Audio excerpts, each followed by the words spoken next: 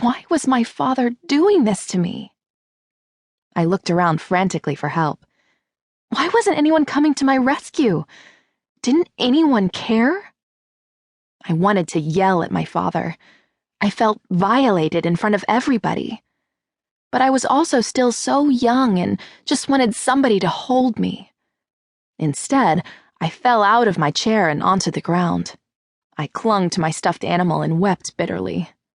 This was more than any little girl could handle. Just then, the judge, already towering over me, rose to his feet and said in a stern voice, "Suck it up." I couldn't believe what I'd just heard. It took me a minute to register his unkind words. Didn't he know what was going on? He treated me as if I was the one to blame. I cried even harder. He repeated it louder. "Suck it up." Afraid of getting in trouble, I took a breath, wiped my tears, and sat back up in the chair. My body was upright, but my shattered heart was still on the ground. But suck it up is what I was told to do, so that's what I did. I dried my tears, stared hard at the attorney, and went numb for the rest of the proceedings. It didn't hurt as much that way. It was a life-changing day for our broken family. Not only did my family on separate sides of the aisle never reconcile, but my father was also found guilty and sentenced to jail on a felony sentence.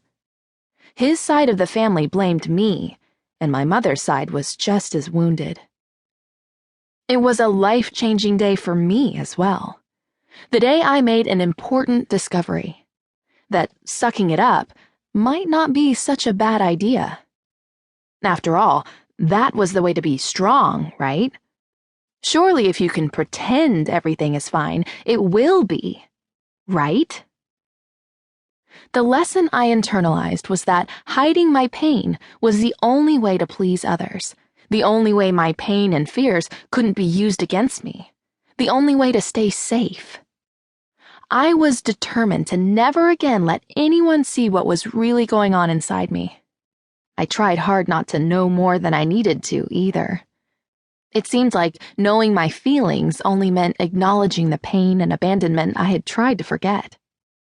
I felt betrayed by my own emotions, so I decided to shut them down and out. I was only 10 years old, but I vowed from then on to pretend I was fine. It was easier that way. It didn't hurt as much. And frankly, I couldn't see that I had any other choice. So, ignorant of the long-term ramifications, from then on, I bucked up and worked hard to look good. From the outside, you'd never have known I was a girl whose world was falling out from under her. I participated in back-to-back after-school activities and played sports. I served as class president or vice president each year from 6th grade and even into college. I attended church and youth group and tried to be a good person. The church loved my gifts. The church loved my people skills. The church loved my willingness to serve others and even benefited from my inability to say no. I didn't think it was a Christian thing to take me time or ask for the help I so desperately needed. Plus, keeping my focus on others was one more way to distance myself from my own heartache. From little hurts to extreme trauma, suck it up became my mantra. I just wanted to move forward fast in order to minimize the impact. I thought this was the best way to cope, that this is what adults were supposed to look like. I thought painful things were to be kept private, and that being emotional in a public setting was inappropriate. I didn't understand that whether my pain was the result of the sinfulness of another or my own deliberate sin and disobedience, the pain always went somewhere.